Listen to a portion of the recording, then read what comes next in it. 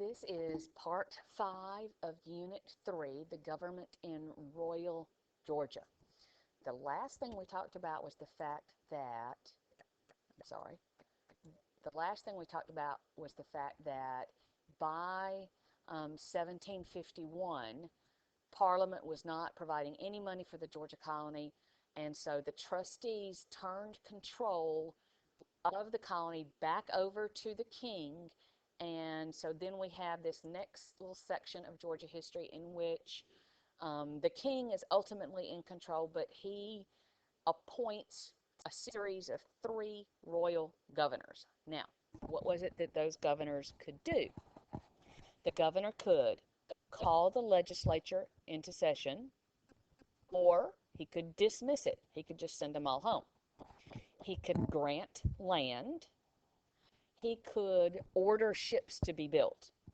He could commission them.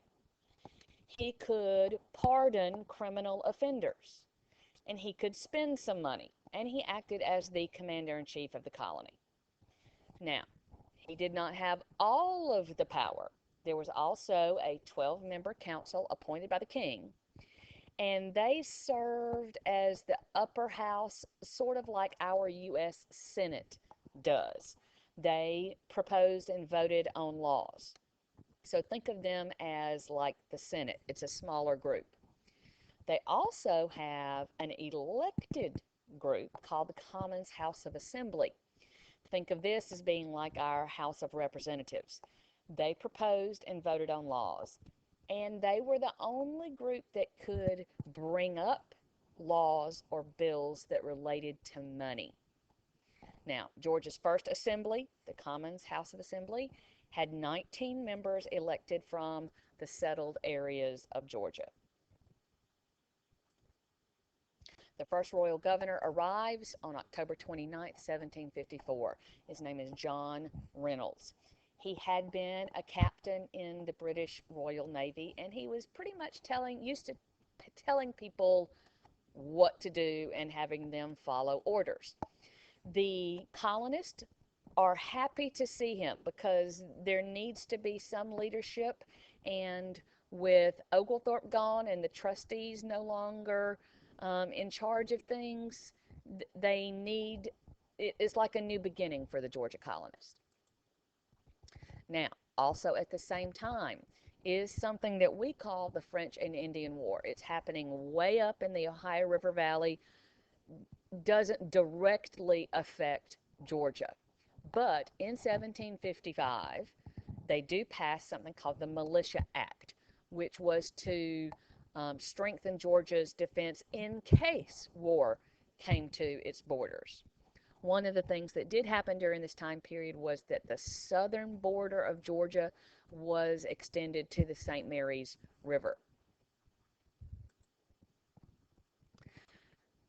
Even though the people were happy about Governor Reynolds arriving, it fairly quickly went sour.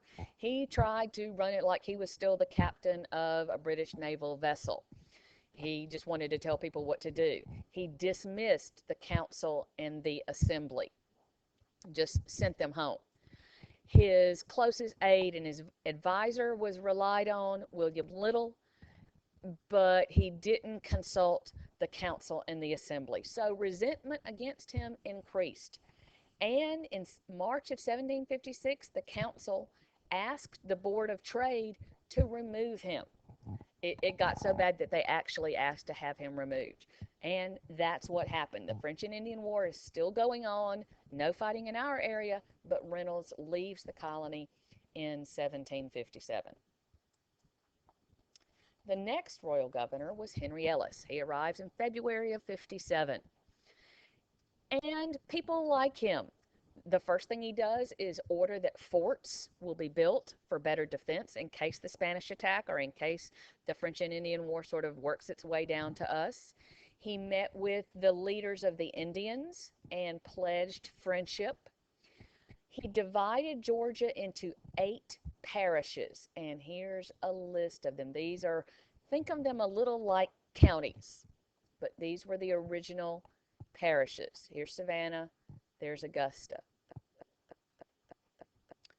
He stayed 3 years and had a positive impact, but he hated the heat and the humidity. So in 1760, he asked to return, and the king said, okay.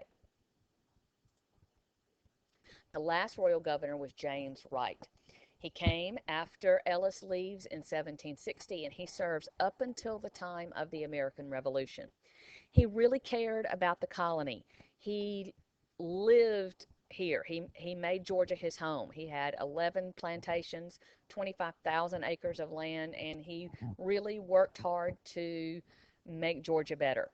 A couple of very important things happened during his time period. The Treaty of Paris, that's what ended the French and Indian War. In that, Georgia's borders now extended not to the Pacific, but to the Mississippi River. So that changed Georgia's borders. And at the same time, also 1763, James Wright meets with the Indians and signs the Treaty of Augusta, which opens up over 3 million acres for settlement and leads to the creation of 4 new parishes. I think I've got a map. Let's take a look at that map. Yes, here is the first land that Oglethorpe negotiated for, 1733. Then here is 1763. That is opening up more land, and then eventually, 10 years later, even more. But it is the Treaty of Augusta in 1763 that opens up this land and this land to Georgia.